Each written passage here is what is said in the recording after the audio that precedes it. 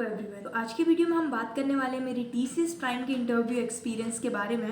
तो सबसे पहले मैं आपको ये क्लियर कर देती हूँ कि मैंने टीसीएस के लिए ऑलरेडी अप्लाई किया था। पहले तो मेरा डिजिटल में हो गया था, उसके बाद ये सेकंड टाइम था। टीसीएस हमें अलाउ करती है कि अगर हमारा टीसीएस में हो जाता है तो उसके आफ्टर 6 मंथ जो एनक्यूटी होता है उसमें वो अलाउ करती है कि हम अपग्रेड के लिए अप्लाई कर सकते। तो मैंने भी अपग्रेड के लिए अप्लाई किया था।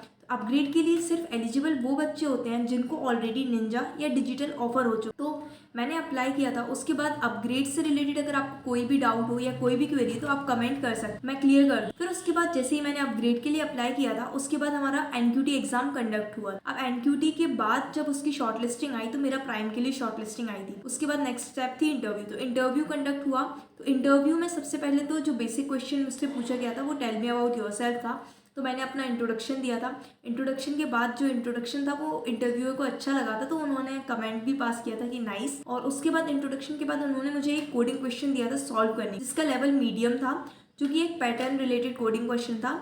आपकी स्क्रीन पे पैटर्न दिख रहा होगा, ये पैटर्न था। और इस पैटर्न सॉल्यूशन वीडियो भी बना के अपने चैनल पे अपलोड कर दूंगी, क्योंकि इन पैटर्न्स को हमें कैसे अप्रोच करना चाहिए वो इंपॉर्टेंट, क्योंकि हमें कई बार अनसीन पैटर्न भी आ जाते हैं। तो जैसे ये जो पैटर्न आया था मेरे सामने, ये मैंने पहले सॉल्व नहीं किया था, लेकिन मुझे पता था कि अप्रोच कैसे करना रहता है इस टाइप के क्वेश्चंस को, तो इसीलिए मैंने ये सॉल्व कर पाई। तो वो वीडियो जाके आप जरूर देखें। फिर इसके बाद इस क्वेश्चन, जैसे ये क्वेश्चन कंप्लीट हुआ था, इसके बाद उन्होंने मुझसे एसक्यूएल की क्वेरी लिखवाई थी।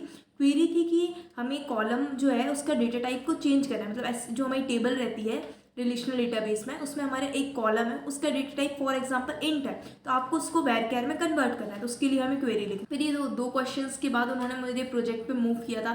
मेरे प्रोजेक्ट से रिलेटेड उन्होंने क्वेश्चन पूछे थे। एक प्रोजेक्ट में मैं as a ML developer work किया था, तो उन्होंने मुझसे पूछा था कि आपने कौन सा मॉडल क्रिएट किया है, कौन सी एल्गोरिदम का यूज किया है। और उसके बाद उन्होंने मुझसे पूछा था कि अगर आपको डेटा सेट दिया है तो उसको ट्रेनिंग और टेस्टिंग में स्प्लिट करेंगे तो कैसे करेंगे, कौन सी मेथड का यूज करें। तो मैंने पाइथन के अंदर कैसे कैसे उस प्रोसेस को अप्लाई करेंगे, कौन सी मेथड, कौन से फंक्शंस यूज करते हैं, वो सब पूरा एक्सप्लेन किया था अच्छे से। फिर उसके बाद एक और क्वेश्चन उन्होंने पूछा था मेरे दूसरे प्रोजेक्ट से, जिसमें मैंने बैक एंड नहीं, जिसमें मैंने फ्रंट एंड की तरह वर्क किया था। तो अब उसमें से उन्होंने मुझसे पूछा था पाइथन के बारे में। अब पाइथन उसमें मेंशन थी, लेकिन मैंने पाइथन में वर्क नहीं किया, मैंने फ्रंट एंड किया था। तो मैंने उनको डायरेक्टली ये नहीं बोला था कि ये इसमें मेरे टीम मेंबर ने वर्क किया था, लेकिन मैंने उन्हें ये एक्सप्लेन किया था कि टीम मेंबर जो रोल है ये पाइथन बैकएंड में हमने यूज़ की थी, मेरे टीम मेंबर ने इस पर अप्लाई किया था, और मैंने उनको पूरा एक्सप्लेन किया कि हमने पाइथन हमारे प्रोजेक्ट में कहाँ कहाँ यूज़ किया।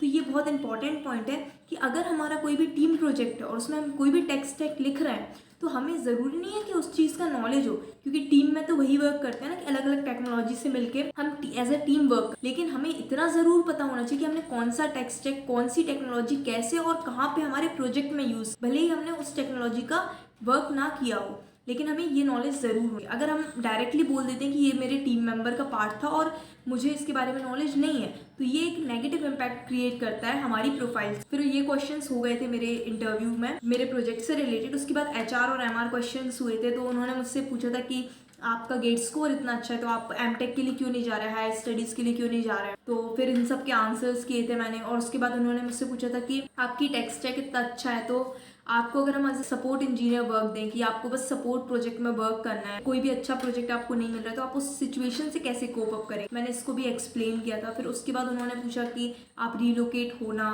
अवेलेबल है कि नहीं, आप रिलोकेट हो जाएंगे कि नहीं, ये सारी चीज़ें ऐसे नॉर्मल क्वेश्चंस पूछे थे। फिर उन्होंने मुझसे ये भी पूछा था कि अगर आपको डिजिटल का डिजिटल ही रहा, प्राइम में आपको नहीं मिला, तो क्या आप वर्क करोगे कि नहीं करोगे, TCS सिलेक्ट करोगे कि नहीं करोगे। ये सारी थोड़े बहुत क्वेश्चंस हुए थे, HR क्वेश्चन। उसके बाद मेरा इंटरव्यू एक्सपीरियंस यहीं था। अब मेन चीज़ होती है इंटरव्यू में कॉन्फिडेंस, तो अपना कॉन्फिडेंस अच्छे से रख। अब इसके अलावा कुछ और जो मेरे फ्रेंड्स थे उनके इंटरव्यू के बारे में बता देती हूँ।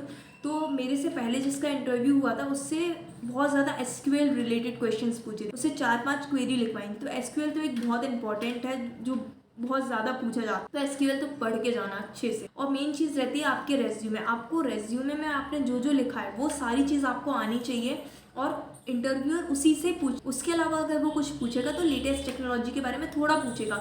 अगर आपके रेज्यूमे में नहीं लिखी है वो चीज़, तो वो इन डेप्थ ये नहीं पूछेगा आपको कि भाई ML आपने नहीं लिखी है, तो वो आपसे ये पूछेगा कि ML क्या है उसके बारे में बता, ना कि वो आपसे ये बोलेगा कि ML का मॉडल ही बना के बता दो। तो इसीलिए हमें बेसिक नॉलेज होना चाहिए, ऐसा नहीं कि एडवांस हो, बट हमें बेसिक जो लेटेस्ट टेक्नोलॉजी है उनका नॉलेज होना चाहिए, भले ही हमने रेज्यूमे में नहीं लिखी। तो दैट्स ऑल। अगर वीडियो अच्छा लगा हो तो please like, comment and subscribe.